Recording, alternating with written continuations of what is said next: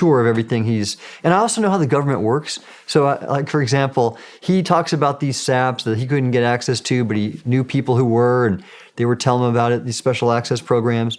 And I've had that happen to me too, where, and this is like the Wilson memo. Do you know about that? No, I don't. Okay. I never thought I'd be so well versed in UAP lore to someone like you. But here we go.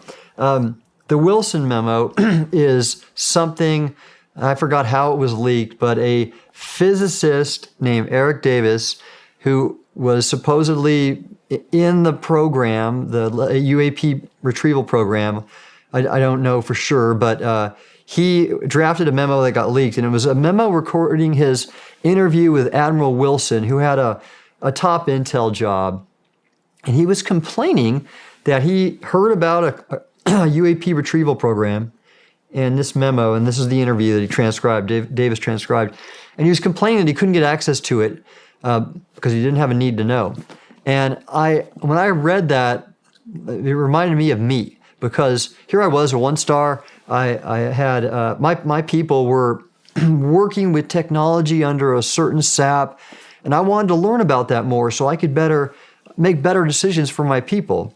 And I had the SAP control officer say, no, sir, you don't have a need to know.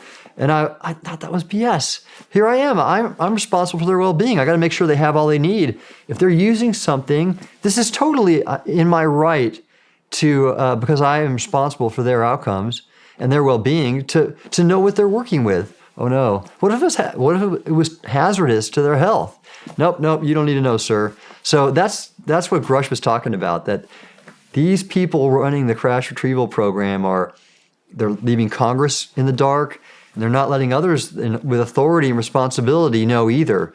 And that gets down to being illegal. I mean, it sounds like a rogue entity. Totally. I mean, who would be running that? Exactly. That's not how our government's supposed to work. That's not according to the Constitution as I know it. Is it government? Well, I don't know. But again, the most recent article from Chris Mellon today, I believe there is some Air Force oversight. I've also heard that there are contractors involved, big defense contractors, who, of course, have an interest in not letting that technology get out because they don't want to have to compete to use it. They want to have that exclusive right.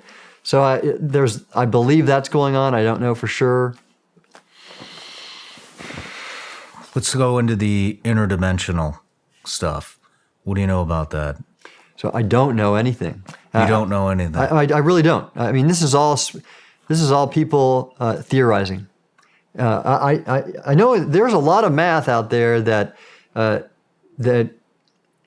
can characterize multiple dimensions. And string theory is one of them.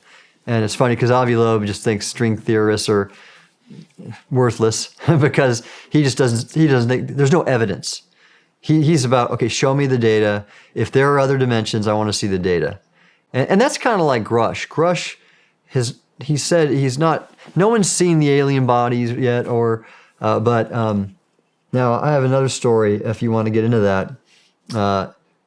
There's a well-known UAP legend out there on Nixon and Jackie Gleason. Do you know about that? Here I am again. I never thought I'd be such a wealth of UAP stories. Okay, so Jackie Gleason was friends with Nixon, and he was kind of a UFO nut for some reason. And this has just come out, you can Google it, that there's some legend that before Nixon left office, he went with Gleason to an Air Force base in the South, and he showed him what was supposed to be a UFO with aliens, like in some warehouse. Aliens that had perished in some kind of crash. Now, this is the legend, right? Okay.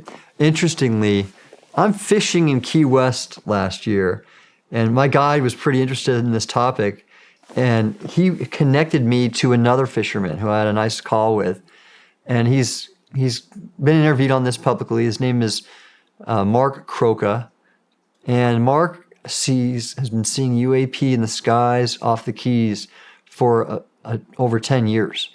and like big lighted cylindrical type objects that are clearly not U.S. aircraft. And he's actually seen jets from, I believe, the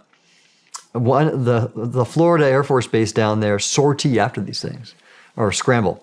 So Mark and I talked about it. He's seen these often, and he shared with me about this Jackie Gleason thing, because he said when he was a kid, he worked as an assistant or janitor in this clubhouse in Florida that Jackie Gleason used to golf at, and his wife. And he met his wife after I think he passed, and she shared that story and stated it was 100% legit. That Gleason saw what he saw. It disturbed him a lot. He didn't eat for a week. He was so just upset with his whole worldview had been changed. And but this is again hearsay from a friend. But fishermen are really good observers, by the way. This guy didn't have any reason to like give me a story. He doesn't make his money off this. But Mark has that knowledge of that whole story. Interesting.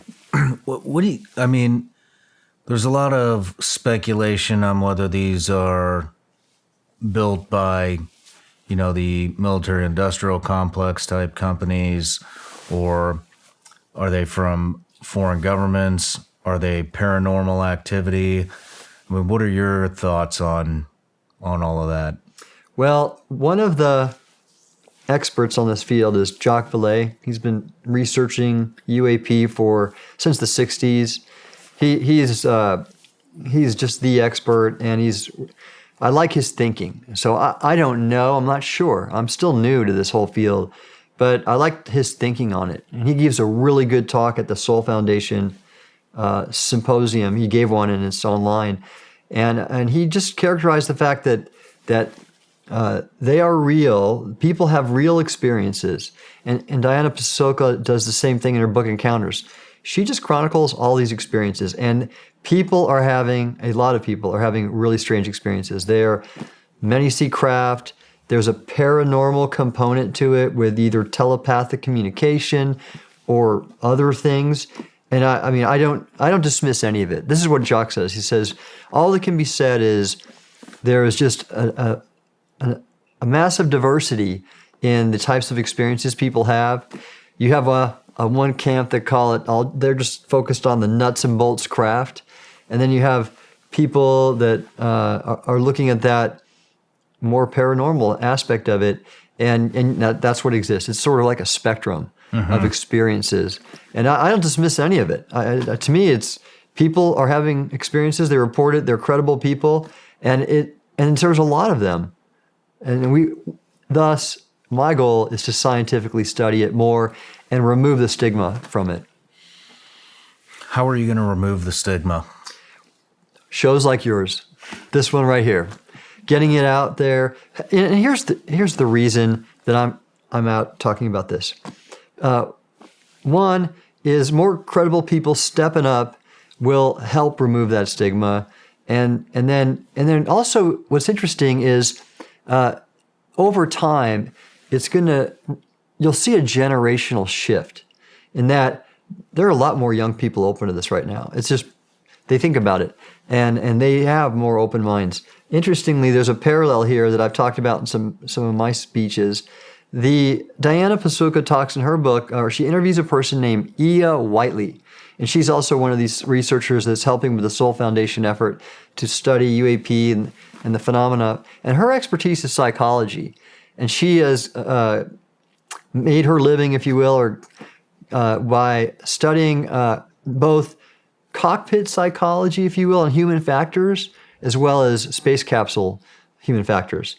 And so she's advised the ESA, I believe, and she noticed that in the 50s, let's say, after World War II, there was a big stigma for pilots to report safety issues in the cockpit because they would fear that if they couldn't handle something, they might get a low rating and get a poor performance evaluation. And that, it was the macho thing, the right stuff. No one's going to admit that they couldn't handle a certain thing. And it was only after a lot of planes fell out of the sky and pilots died that safety measures started to be studied and reporting for incidents in the cockpit about safety issues became accepted. And she studied this over time, and it took 25 years for that change to occur, which is a professional generation. And I think that's what's happening now. Congress has gotten out. A lot of credible scientists have gotten out. People like me, former national authorities, we're coming out to remove that stigma, to make this a credible scientific endeavor. I'm even working with a group to establish a master's degree program in UAP studies. So that's happening. And then so that I think that's what's going to remove the stigma, and it's already occurring. What's that going to entail? The master's degree on UAP studies? Yeah, well, really, I'd love to see a physics-based or engineering-based one, but that information's not out there yet in terms of crash retrieval. This one's going to be a humanities-based one that looks at some of the cultural and anthropological and societal issues around UAP, which there are many. I mean, if we're being visited by other civilizations with huge technology powers, what does that mean for society and everything else that